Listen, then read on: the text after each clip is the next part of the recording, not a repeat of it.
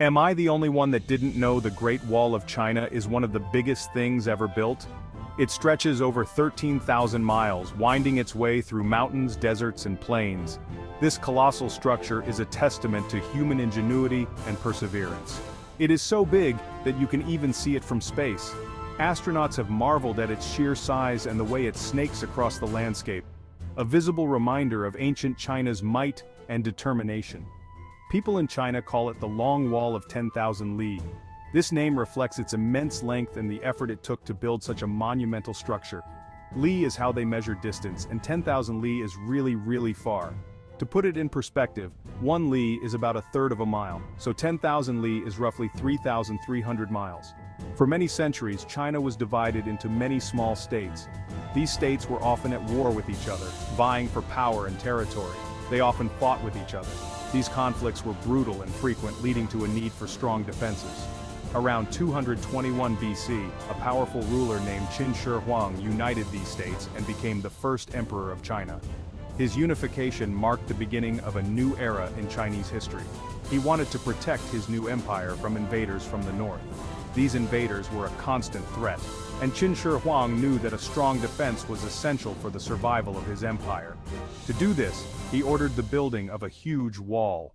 This wall would serve as a formidable barrier against any potential invaders. It would stretch across the northern border, keeping enemies out. The construction of the wall was a massive undertaking, involving thousands of workers and spanning many years. This was the beginning of the Great Wall of China.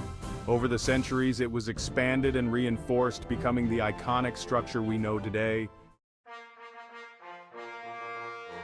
Building the Great Wall was a huge job, one of the most ambitious construction projects in human history. It took many years and the hard work of hundreds of thousands of people spanning several generations.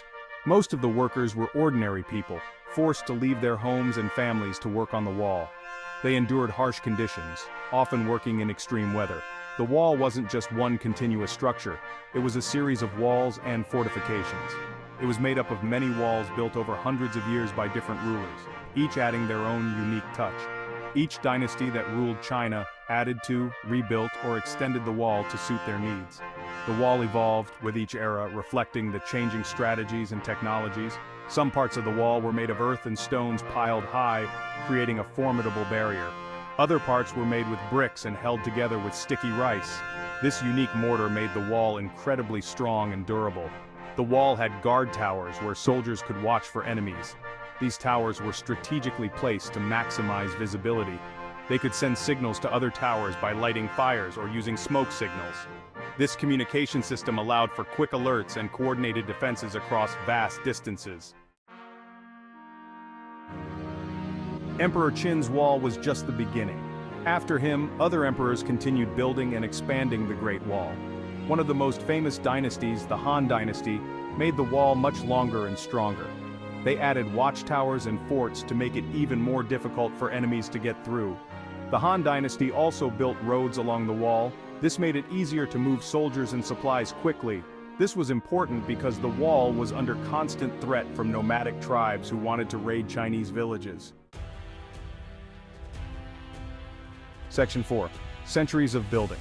The Ming Dynasty, which ruled China from the 14th to the 17th centuries, made some of the most impressive additions to the Great Wall. Their contributions were not just about extending the wall, but also about enhancing its defensive capabilities. They used bricks to build a higher and wider wall that could withstand attacks from cannons. This was a significant advancement from the earlier walls made of tamped earth and wood. They also built many watchtowers and forts that are still standing today. These structures served as lookout points and fortresses, providing strategic advantages in monitoring and defense.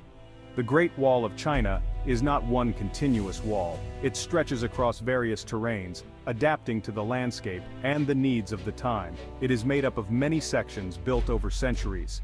Each segment tells a story of the era in which it was constructed, reflecting the architectural styles and defensive strategies of that period. Some parts are in good condition, while others have crumbled over time.